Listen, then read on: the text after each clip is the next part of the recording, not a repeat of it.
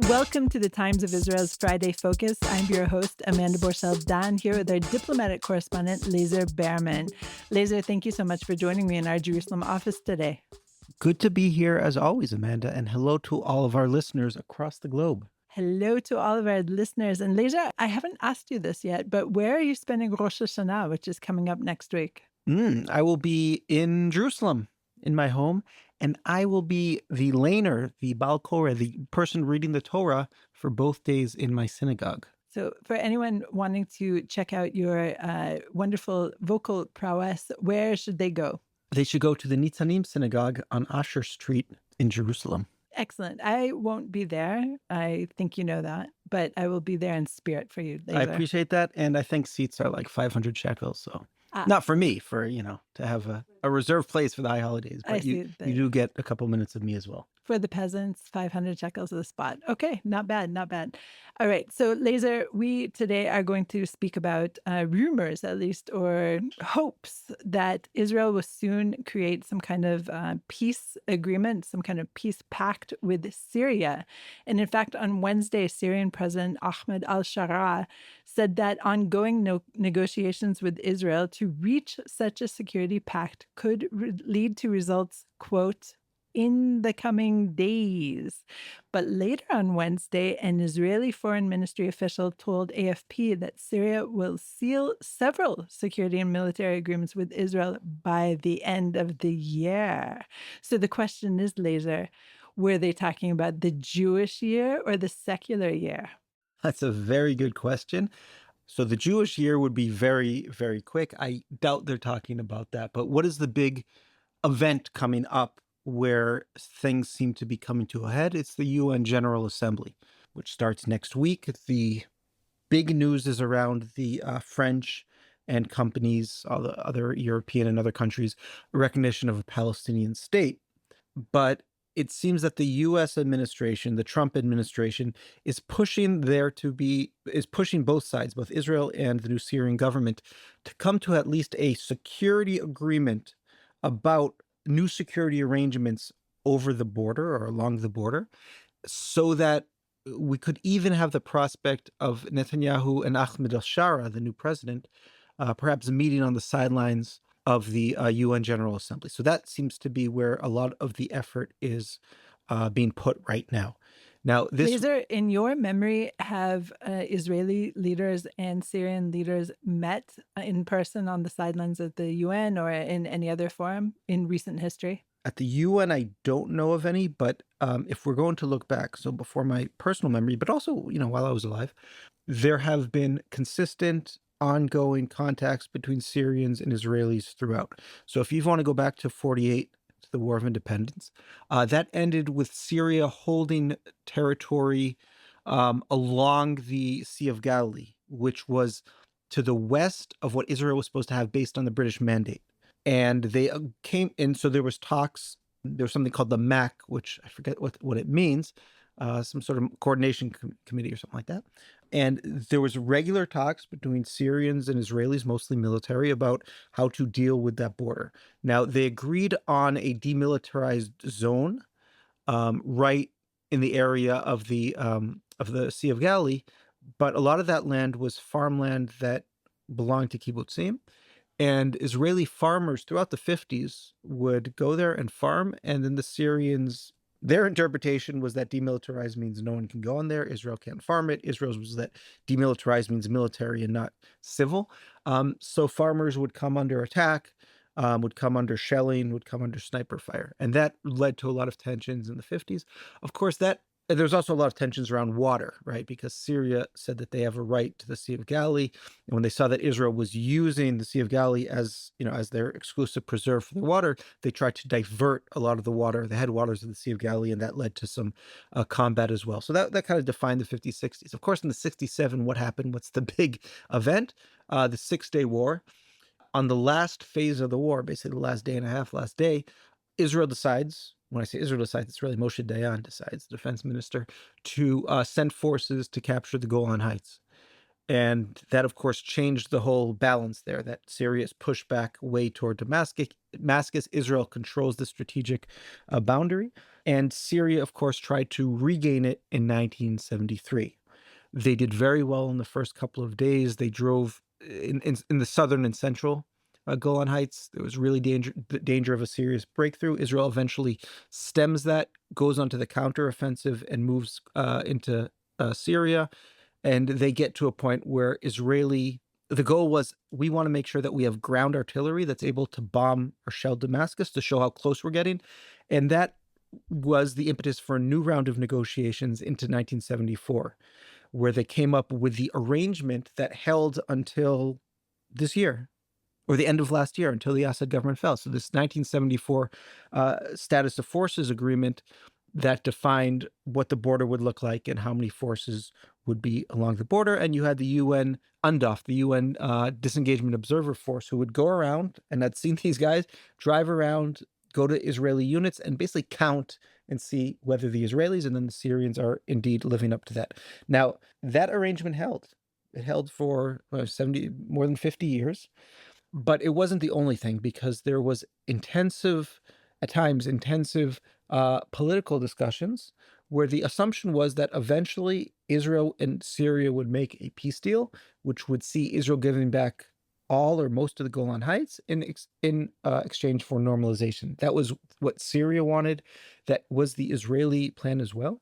And Israel was so convinced that this was going to happen through multiple governments that basically through much of the 90s, the idea, how is the Lebanon problem going to be solved? We'll make peace with the Syrians, and then that will end our problem in Lebanon as well. So our whole northern security was based on peace with Syria. You Those know, when I came to Israel, I arrived here in 1999, but in the early 2000s, ahead of the Intifada, the second Intifada, the Syria issue was so on the radar of Israelis. You could see the bumper stickers everywhere.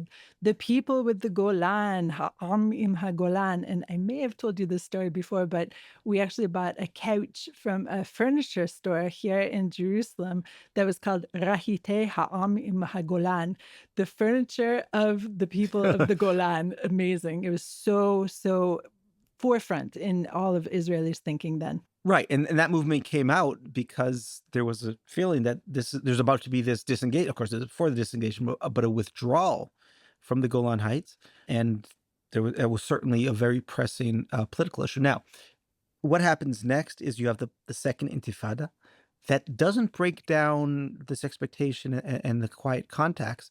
But since the Syrians were supporting different Palestinian terrorist groups, there was actually some Israeli strikes inside of Syria. Basically, the first time since '73 that there were major strikes. On the record or off, Lazar? What, the strikes? Yeah. It became, I mean, it was pretty obvious who did it. I don't remember how quickly it came out, because there was also the 2007 Operation Orchard, or there's another name for it, Outside the Box, which was the strike on the Deir Azor nuclear reactor. Now, that was more off the record, in that Israel, I think very, very wisely, did not make a big deal out of it, didn't talk about it, and Syria didn't even respond, right? They didn't push Syria into this corner by forcing them to respond. They just did it and then kept quiet. That was a very successful strike as well. But these incidents, these strikes, did not end the talks. There were still attempts, under the Olmert government afterward, 2008, 2009. It really only finally broke down. I won't even say finally. It broke down, over Operation Cast Lead in 2008, 2009. And then when did it really, really break down? Of course, during the Syrian civil war, that kind of just ended any sort of bandwidth for such a thing. But the fact that there was consistent talks throughout the Assad regimes, both the father Hafez and the son Bashar, both sides expected to at some point come to sort of agreement. And this kind of defined the relations between the two. And I should say that border, there was this very stable peace agreement, and that was Israel's quietest border. Right? It's most hostile border in terms of country to country, but there was no fence there. Syrian shepherds would kind of, some of them I'm sure were being paid to be, intelligence, but some of them were just, they lived there. They would follow their sheep. It wasn't clear where exactly the line was. Israeli forces would pick them up. Sometimes they would hold on to them and swap them for Israelis. I remember there was like a Russian Israeli citizen who once wandered into Syria. There was these civilian swaps once in a while as well, but there's a very quiet border, and not many troops were looking at it, and that's because there was this expectation that peace would be made. Let's go to a short break.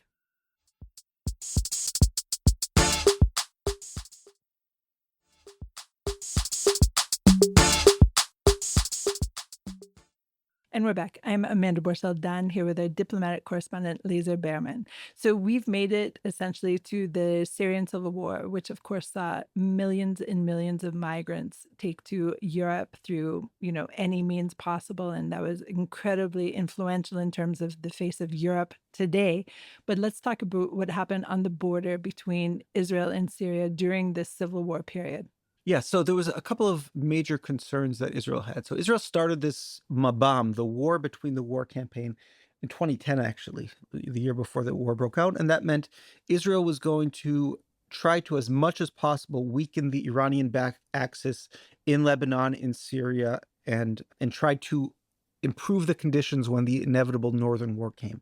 Once the civil war breaks out, Israel has two major concerns. One is from the rebel elements, a lot of which were jihadis and ISIS or Al Qaeda types, and the other one, of course, was Iran. And there was a concerted Iranian attempt to turn the Golan front, so the Syrian front, into another front with which it could encircle Israel. So you obviously had Hezbollah in Lebanon, you had Hamas in the south. So they were trying to turn this into one as well. Israel, through a number of methods, managed to stave that off. Some were direct, kinetic, whether it was mostly airstrikes on, including IRGC generals inside of Syria. So that was very successful. But there was also working with Syrian elements, including jihadi elements on the border, and letting them be dominant on the border as long as they kept the Iranian-backed elements at bay. There was also this good neighbor policy, where Israel had this humanitarian policy into Syria, where they would take in wounded civilians and even fighters, would bring in food and medical equipment, and that was in exchange for keeping our border free of Iranian elements. Things changed once again in 2015 when the Russians get involved. They save Assad's neck. That changes everything because all of a sudden we have to coordinate and we have to deconflict with Russia. That means we don't have the same freedom of action, and we start becoming a little bit more cautious. Now, the Russians, thankfully, have an interest in making the Assad government stable and survive. They do not have an interest in turning the Assad-backed or ruled Syria into a front for Iran to attack Israel. So we do have some overlap, but we are able to very successfully speak to the Russians, deconflict with the Russians, and even, I would say, improve our relationship with the Russians, with Putin over those years, based on that very tense, serious situation. Now, anytime that we did operate in Syria, correct me if I'm wrong, it seems to me that it was very much off the record that Israel was not taking credit for any kind of airstrikes in Syria during this period. That was generally the case. There was times when we wanted to flex our muscles and warn Syria, warn Iran. But in general, yeah, we're operating basically every day, and we weren't necessarily talking about it, and that probably made life easier for the Russians as well. So that was a lot. Also, the Jordanians were very interested in what we did in Syria because that border, a lot of Captagon, there's this drug. It's probably the most profitable drug in the Middle East now, was being, went through Jordan. Jordan did not want to be used for that. And also the Iranians saw this opportunity to take Israel's longest border and turn that into another front as well. And they were a destabilizing force as well. So Jordan very much wanted to make sure that their northern border was secure and that we were helping to do that as well. Of course, once October 7th happens, things change again in Syria in terms of our approach, because we have an active fight on our Lebanese border, which turned into our invasion of Lebanon, which was very successful. And as we know, once Hezbollah wasn't there to once again come to the aid of the Assad regime, the HTS rebels up north flooded down, and you saw how quickly the Assad regime fell apart, and Assad himself had to flee. And that totally changed the situation there as well. It's Israel, at least according to what Netanyahu has told me, and he's also said this publicly, that Iran was going to send two divisions to save the Assad regime, but Israel headed them off by its own aircraft, and basically Israel didn't bring down the Assad regime, but once it started happening, made sure that Iran couldn't save it, which was very important as well. But there's a new danger now. Well, there's two dangers, I would say. One danger is the regime itself, and whether the regime itself really has jihadi sympathies. Of course, all the people in charge, or most of the decision makers, got to where they are because they started a serious jihadist, serious terrorist, and or whether they're going to just let some of the still unreformed elements, turn against Israel. That's one. Number two is the Turkey issue, which we've talked about in the past as well.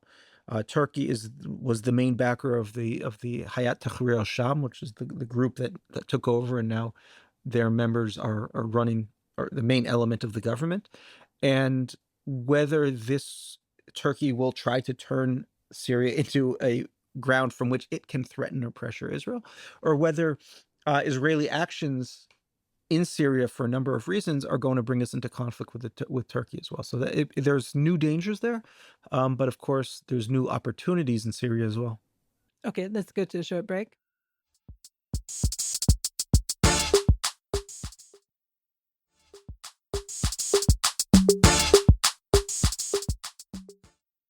And we're back. I'm Amanda Borschel-Dan here with our diplomatic correspondent, Lazar Berman. So this week, there are increased reports that there is going to be some kind of security pact on the offing, whether it comes before Rosh Hashanah or not, we'll see.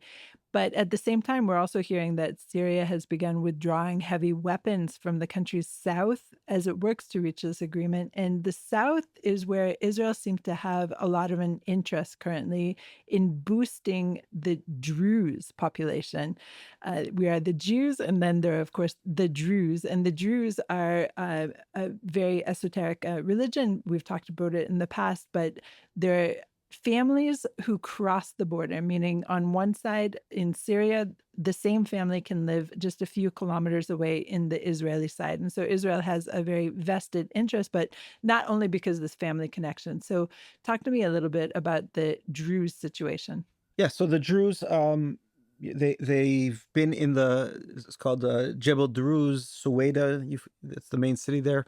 That's the main Druze stronghold in Syria. They've got there about 300 years ago, coming from Lebanon. A lot of them still have the Lebanon accents.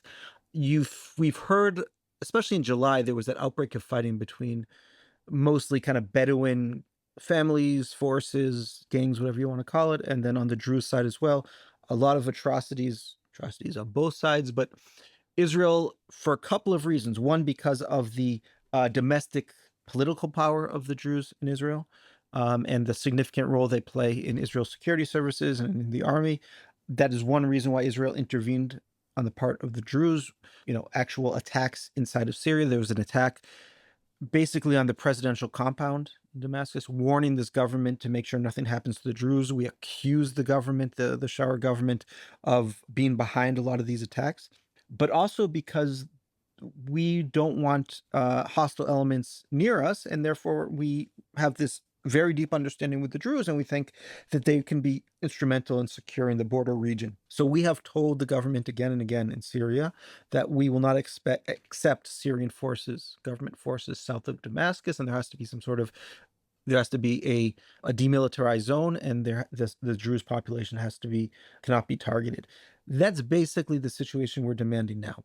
What the Israeli proposal for a ceasefire would be similar to the Egyptian Israeli agreement that emerged after the Yom Kippur War, and then the Israeli withdrawal in 79 and onward, which would have 3 zones. The closer you get to the border, the less sort of heavy weaponry you could have, and there would be a limit on the number and type of forces you could have. And as you get further away from Israel, then you could have more and more forces. That has maintained in Egypt. Of course, Egypt has a much more coherent government and a much stronger central government. So who knows? But that seems to be the model that Israel is pushing for along its border with Syria. That would be the first agreement that gets signed. Okay, so right now, currently, we still have this buffer zone that we didn't have in the past before the October 7th war and before the fall of the Assad regime. And there are, what, hundreds, thousands of forces in this area now? What's going on there? In terms of Israeli forces, I don't know the exact numbers, but it's significant. I wouldn't be surprised if it was in the thousands. That was in December 2024. That's what we pushed in once we understood that things are falling apart. We moved forward, and there's been some incursions even further. At times, there's still Syrians living there amongst us. There's also and that under an agreement we would gradually withdraw from back to We the would leave that buffer zone. yes, if we are happy with the way things go.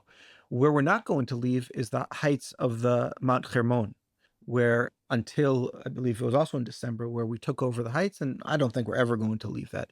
It's such a strategic area. You know, your radars can work differently from there. You're looking into Lebanon, you're looking into Syria, you're looking into, what we can see in terms of electronically into northern Iraq and then Iran.